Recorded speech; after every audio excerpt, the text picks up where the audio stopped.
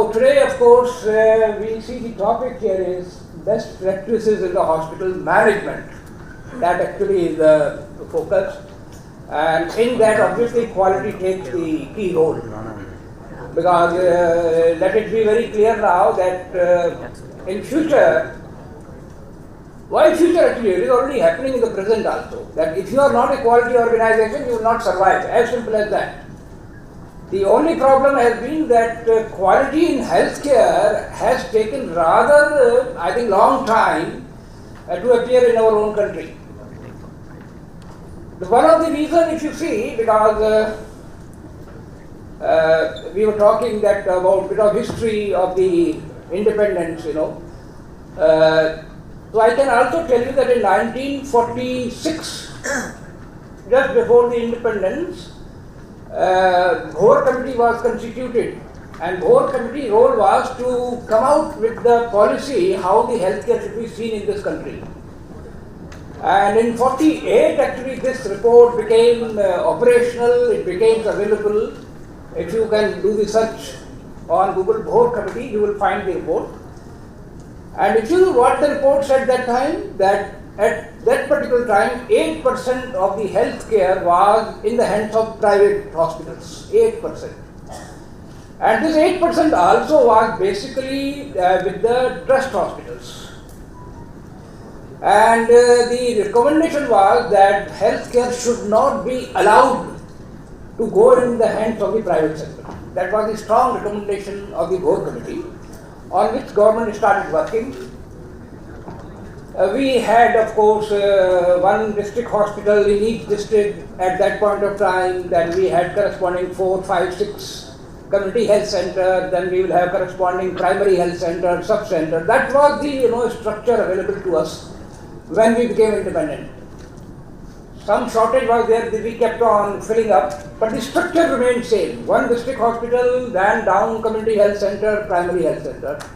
And of course, to take care of the tertiary care, we had a medical college hospital. So that structure continued. Only in 80s, it was realized that government had no money. Why government had no money? Because poor country like India, our focus was on simple, as you have seen the Hindi movies, roti kapda makan. Obviously, any country which is emerging will be focusing on roti kapda makan. And most of our resources went into that. And then you saw in 10 years back, the new slogan came, Bijli, Sadak, Pani, Actually, basically infrastructure, water, electricity, that was the focus. And sadly, I will say, education and healthcare were never in the focus. And even today, of course, I work now closely with the Government of India. Till 4 years back, I was part of the Government of India. Now I work with them in some capacity here and there. But I will say still, I think we are still struggling to bring focus back on the healthcare. Some little focus in the state level has been in some of the states. And I always mention the name of Rajshekhar Reddy, because this gentleman actually brought Arogyashri first time and brought the government insurance welfare scheme for the below poverty line citizens. So I think that, of course, is a journey now. Many other states have come into it.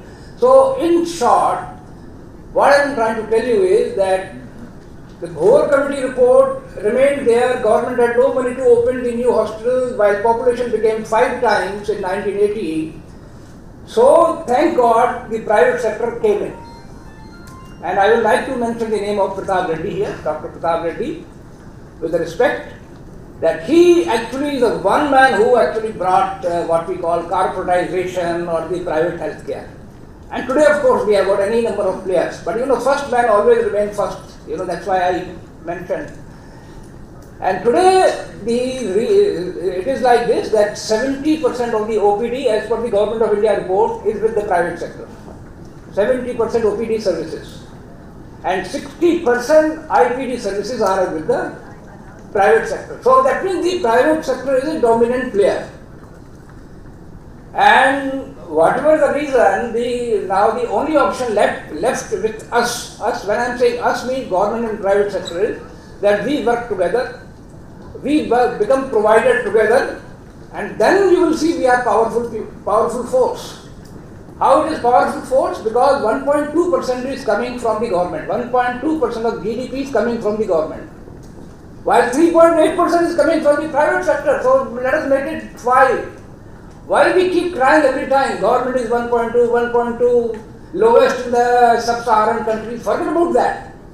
1.2 and 3.8 is how much? 5. And Thailand is a country which spends 5.5%, and today that country has got universal health coverage. That means every single citizen of the Thailand is covered under the healthcare schemes.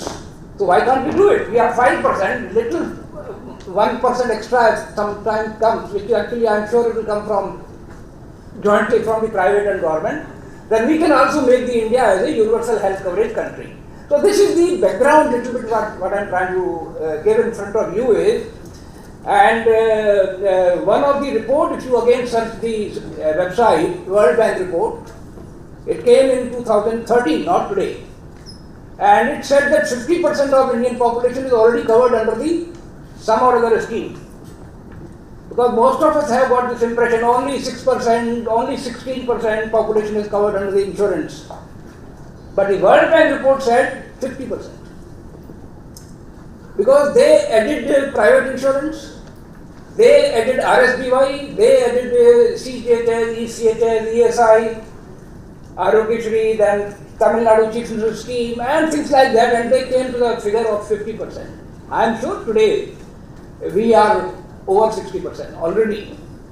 And one on the 1st April, the new scheme which I am sure is going to be announced, where 50 crore population will be covered, I think we will be very close to becoming a country of universal health coverage. So that is the one aspect, but to match that, providing services, we need so many things. Resources, infrastructure, and in that quality I want to project is going to be, or rather should be, the main focus. So let us see very quickly what we are looking at it. The quality in healthcare, there are again hundreds of definitions. The Institute of Medicine definition actually considered more of a holistic definition because it touches upon professionalism, it touches upon the communication, shared decision making. And again, I think those of you who are in the healthcare for more than 30 years, I think you will remember that shared decision making means each HOD used to have at least weekly meeting with the fellow surgeons, fellow physicians, that what cases came, what we did, what went wrong, what went right. Today I find there is consultants have no time. They enter into the operation theatre, get out, go to the other hospital. I don't think they share what happened inside the operation theatre with the colleagues, which is not good for us. That shared decision making, cultural sensitivity, and of course, greatest efficiency. Healthcare has suffered till today because we never bothered about the efficiency. Our aim was treat the patient, that's all. Why? Because there was no pressure of economics on us. The trust hospitals were happy. Private hospitals also were somehow making the EBITDA somewhere. And in past 3 years I am finding the pressure that a good hospital, if you have to sustain, it is not going to be easy. Good hospital means quality hospital. If you have to make the quality protocols complying into a system and also be the sustainable, so this is going to be the challenge. So I will put in front of you, I am sure the next other speakers will cover this point, the 2 challenges which you are going to see in the country. One is safety and another is the affordability. Government keeps talking of affordability. Each state government will tell you, you be affordable, you be cost conscious. But unfortunately, none of the government, I am very openly saying here, is talking about the patient safety. Without safety, if you focus only on affordability, you will end up in the quackery. So I keep telling government now that please talk safety and affordability, not other way around. First safety, and then you see how we can make it affordable. And that is where the whole game of the quality starts. Accreditation we launched in this country in 2005-2006. And accreditation basically, if you really see, this is a diagram, simple diagram, which shows what is the meaning of accreditation. In one line definition of accreditation is that it is a framework for quality governance of the hospital. That's all. Framework, you have to design the framework for the hospital based on the quality governance. So obviously framework has to be for governance, but if it is based on the quality, then is what we call accreditation. So that's why this diagram in front of you is that accreditation, the focus is, where the focus? In the center if you see, patient safety. Please don't confuse with the accreditation with the management, ISO 9000, anything of that sort. No. Accredited hospital means you are focusing on safety first. And who is responsible for the safety? Primary responsibility is with the clinician. That's why the immediate focus comes on physician and surgeon. When this challenge came to us on designing accreditation in 2006, I was being advised that, okay, please bring the management expert. There are so many ISO 9000 experts. I was heading the Quality Council of India. That would have been the easiest for me.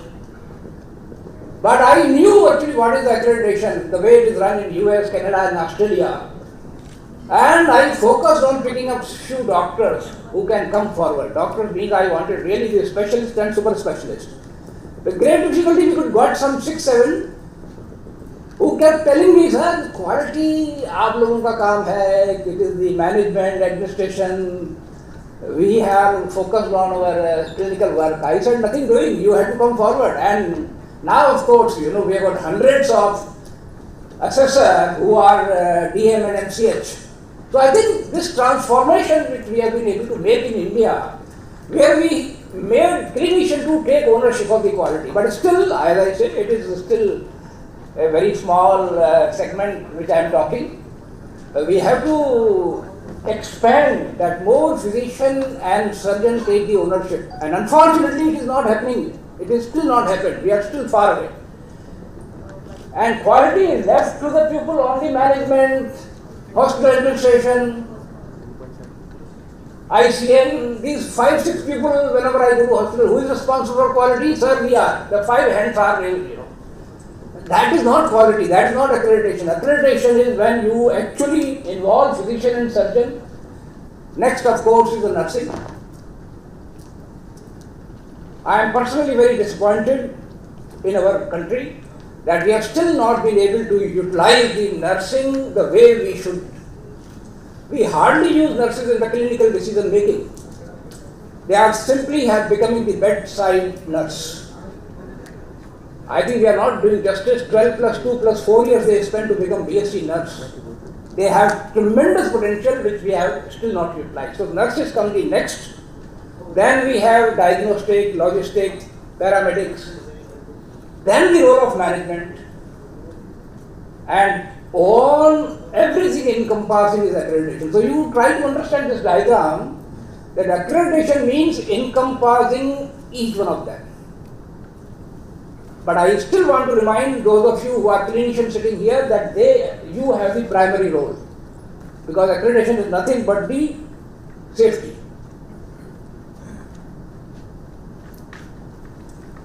Now, world over, just very briefly, 1 or 2 lines I will touch upon. The accreditation actually started, I don't want to go too much back into the history, but at least 1951.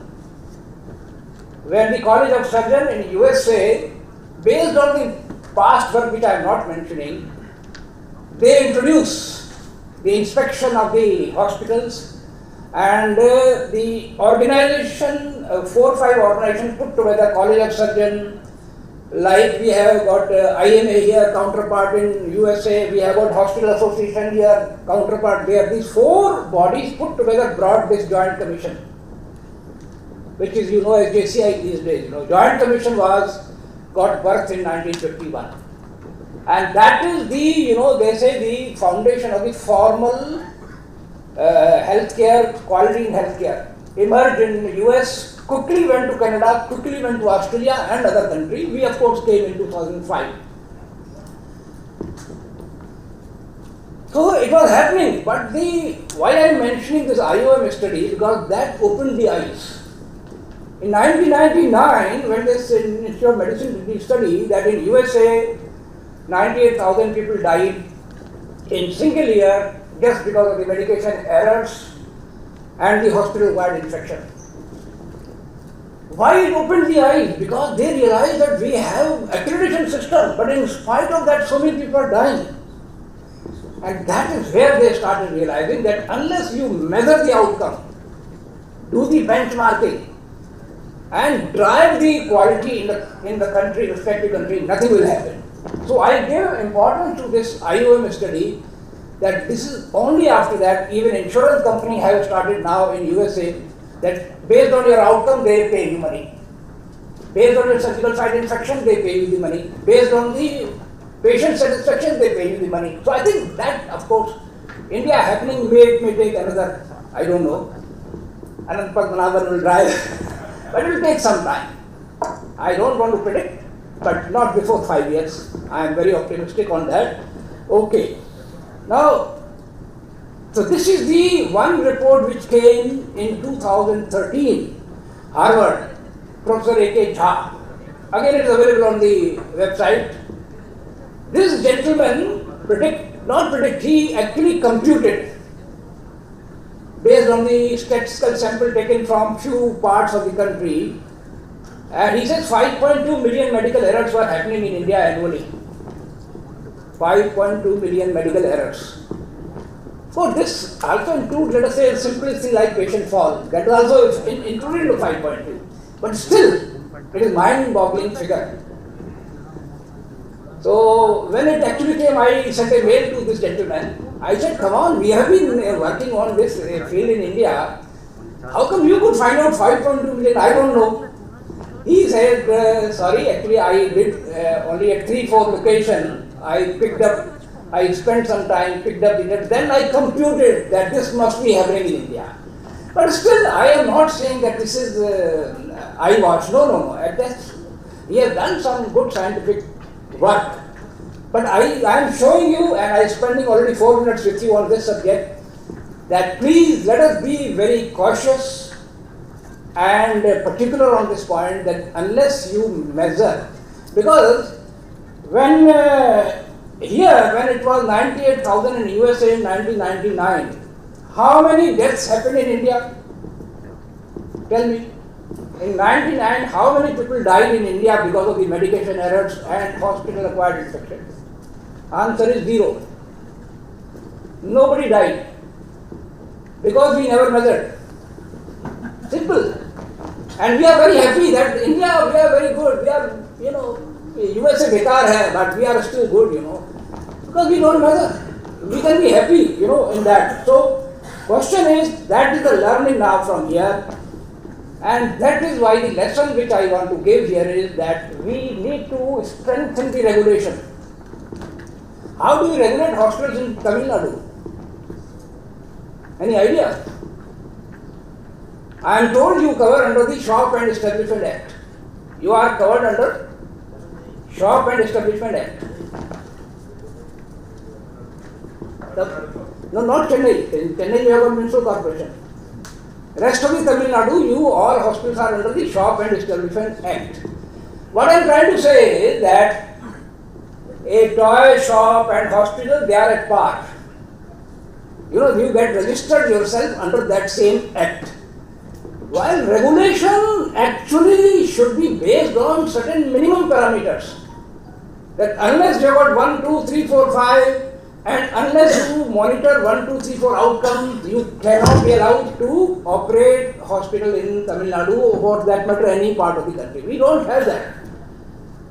So how will the quality will be driven?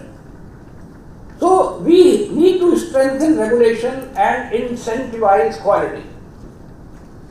So unless, for example, Chief Minister's scheme Unless it says that only those hospitals which have accreditation will be impaneled, you will see the rush of the hospital going for accreditation. Otherwise, tell me why hospitals should go for accreditation when regulation itself is so weak. So, I think we need to now value the life of the citizen, and then only I think these things will happen. This is the regulation I told you. Now, New Zealand became the first country in 2014. Their regulation is very good.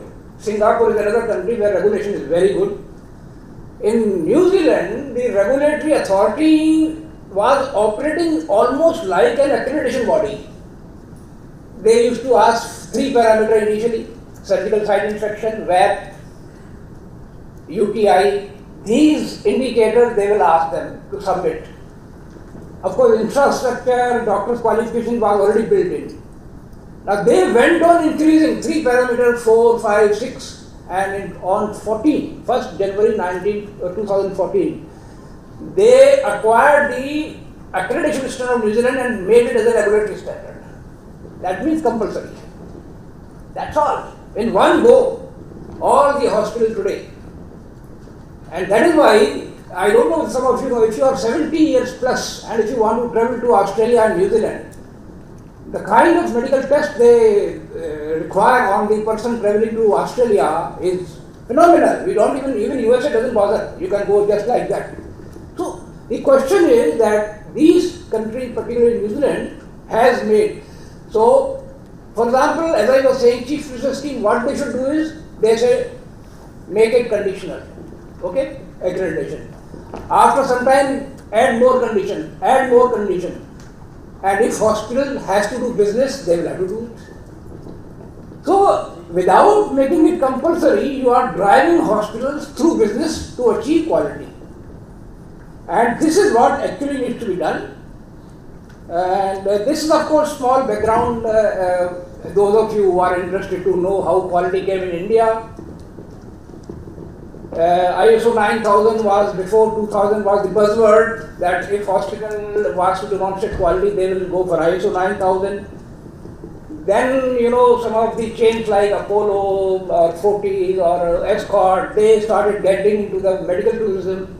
And then the medical tourism people required people to have accreditation, and we didn't have any accreditation. So that push came that how should we have accreditation, and that is happened in 2005 and 2005, 2006. This was the board, NABH. I think all of you today know, I don't have to really explain to you. But I gave, you know, this journey of NABH. Oh, sorry. I give this slide important because when in 2006 accreditation was launched, in 1 year only 5 hospitals could qualify for accreditation, only 5. And luck would have been that Dr. Abdul Kalam, as the president, came in our conclave and he gave award to these 5 hospitals. And that started the huge demand. President is giving certificate of accreditation. And I saw next year hundreds of applications pouring in. And of course, I still remember 23rd, 3 hospitals got accreditation next year. So actually what I am trying to say, sometimes people like Abdul Kalam, they become the driver. Because we associated Abdul Kalam with the quality and accreditation. So these are the few historical points. Today we have the accreditation for the hospital, blood bank, Ayush, imaging, dental, wellness center, now eye hospitals. Now we are launching for the emergency department, separate emergency department, a separate accreditation is being launched.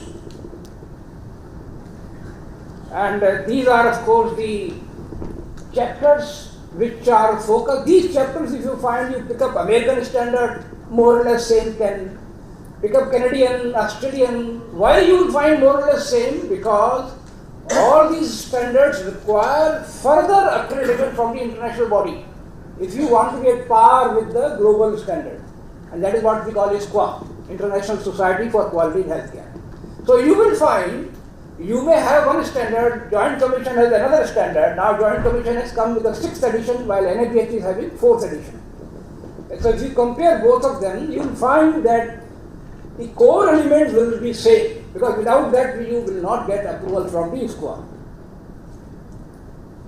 Okay, and now, of course, this is some development which took place 2 years back. We realized that only 500, less than 500 hospitals have got the accreditation. So, on demand from some of the quarters, the NABH has come out with an entry-level certification program in NABH, which is not completely, it is very, very simple, down to earth. It doesn't need many of the compliance requirements. Idea here is to push people into the quality zone. Take entry level, maybe after some time you. And good point is that most of the state insurance schemes now are linking the impairment with the entry level. So I think entry level you will find, I found in Tamil Nadu itself 80 hospitals I think already have got the entry level accreditation. You are the #1 state, by the way. In NABH accreditation, Tamil Nadu is the #1 state in total. So I think that is okay. So this is the comparison. If you see, the main standard has got 105 standard. The entry level compared to that is only having 45. And you see the objective element, drastic reduction. 686 is the main standard, while 166.7 is the entry level. So those of you who are 100 bed or around 100 bed, you should, if you are not able to take full NABH because of any reason, take entry level and upgrade yourself maybe after 1, 2, 3 years. These are the indicators which we demand from the hospital. And although we have been very late, but now this repository of the indicators has been collected, analyzed, and is being put on the website so that you can compare your outcome with the best outcome available on the website. We will not mention the name of the hospital, so this is what actually is being done for all these indicators.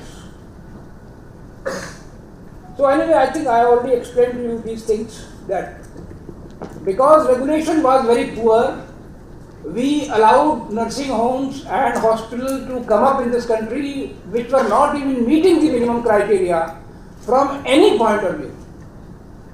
These actually should not have been allowed to operate in this country, but because shortage was there, we allowed everybody to open whatever way you want to open, and now you suddenly want to tighten them, it becomes difficult. So that is why I think it's going to be a gradual process when we actually start improving the healthcare. And so these are actually, I think I have already covered these points. So lessons learned are that we have to promote accreditation as framework of patient safety and quality of care. Never talk of accreditation in terms of management, that we are well managed hospital, forget about it. Don't show me that you have got outstanding registration area, big lobby, marble, that is not accreditation. Accreditation will tell me how your clinical processes are being processed, what are your outcomes, how are you measuring and monitoring the outcome, how you are engaging the clinician. So that actually, so these are the few factors, which are going to drive the quality. The last one is the most important, but that will take, it may take 10 years. Why I am saying 10 years? A time will come that a citizen entering your hospital will ask you, are you having accreditation? No, sorry, I am going out. So that community empowerment may take longer time. So this is what actually are the lessons learned. Engagement of the leaders, because that is another thing. Our Professor Ashok, where is Ashok, was talking of the money and marketing. The question is obviously right, because the owner of the hospital is going to ask you, forget about quality, how much money is coming. So unless I think we make sure that leaders also understand that quality only will bring the money. That linkage is not very difficult. You can open the YouTube and find many good talks on quality versus cost. So I think you can, but I think we need some time, and some people like Ananda Padmanabhan and other people here have to now promote this concept with the solid case studies, that when you spend on quality, initially it may cost you some money, but in the longer run, how it is going to benefit you. So something like that has to come up. We need a hell of a lot of capacity building in creating people who actually are champion of quality. Forget about depending on hospital, one coordinator, he says, I am the quality champion of the hospital. Forget about it. We don't need one champion. We need manage MPH. I go to hospital, I say, how many nurses you have got trained on ICN, infection control 1, 100 bed 1, 200 bed 1, 300 bed 1. How can one ICN control infection? I learned in UK, Royal College of Nursing, that each nursing station has got one ICN. They call it link ICN. Very important point, let me tell you. The doctor friend who are sitting here, I can tell them, infection cannot be controlled by you. Infection has to be controlled only by trained nurses. Simple few measures actually can help you to overcome this quality. So this is the journey. And to those people, when I give talk in general public, I keep telling them that, yeah, quality hospital will cost. Quality is going to cost, I tell them, because they say it is expensive. I say quality will cost. But absence of quality may cost your life. But that message, I think, is not going. Because when people die, we do not know why they are dying. Are they dying because of the lack of quality? We do not know. So I think the message is that human life is important. We have to care for it. And if you have to care for the human life, you have to make sure that the hospital follow the protocols, measure the outcomes, and we should be incentivizing the hospital quality in time to come through all possible means. Thank you very much.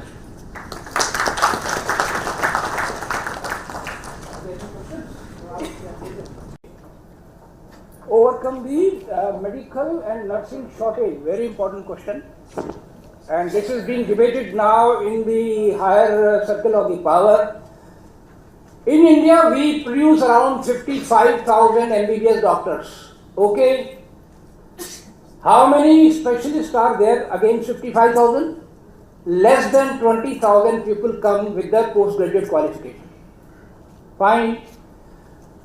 Today, under the legal system, even a MBBS doctor with 18 years experience cannot actually give anesthesia. You know that? If he is found and something wrong happens, he will be punished. So we need pediatric doctor, we need MD Gyani, we need MD in all areas. And unless you have got that, so we are now fighting with the Government Medical Council of India to raise the number of PG seats. In USA, against 19,000 MBBS, there are 32,000 postgraduate seats.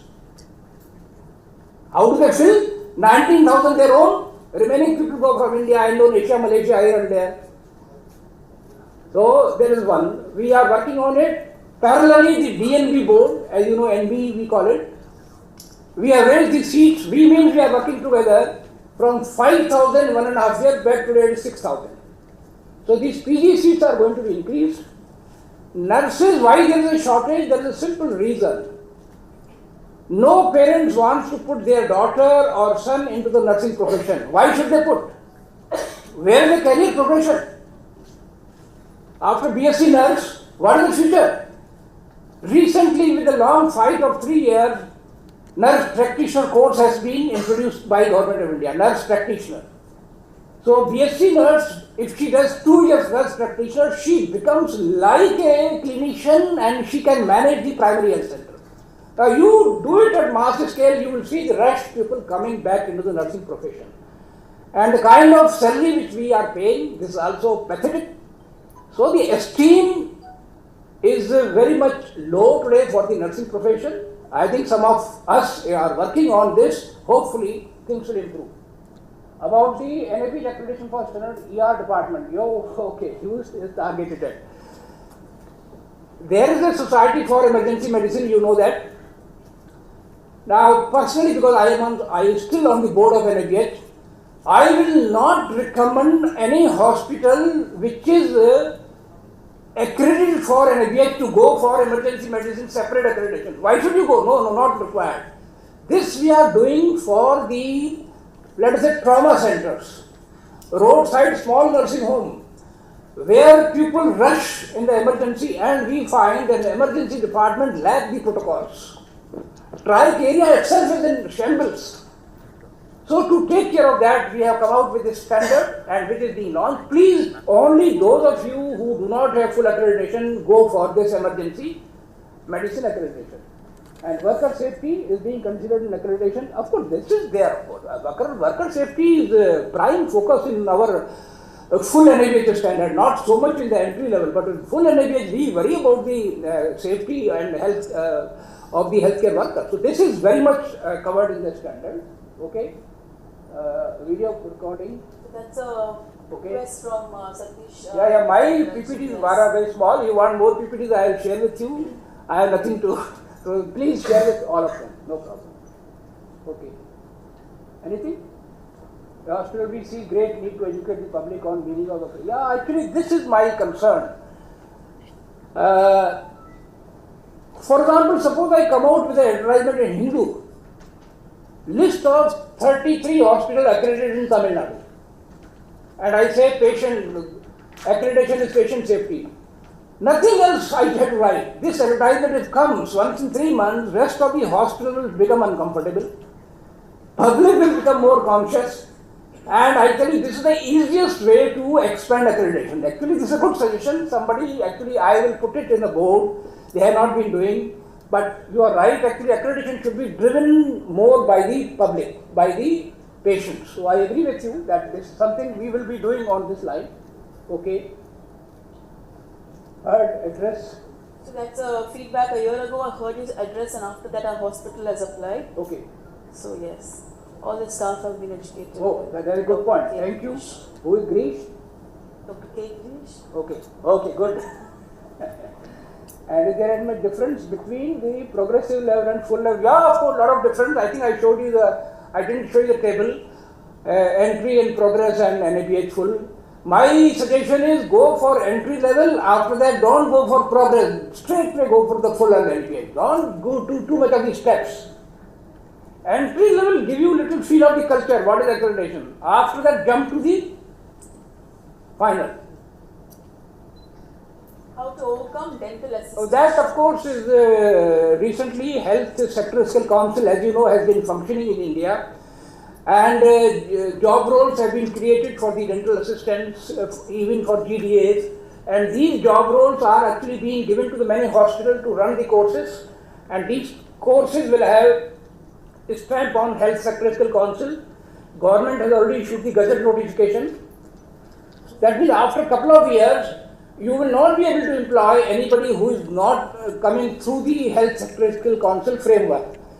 And for the time being, why people are not joining? Because one hospital is training in one way, another is another way, they don't have the market. But this will create the good formal market for the people in time to come. Thank you very much. Thank you so much.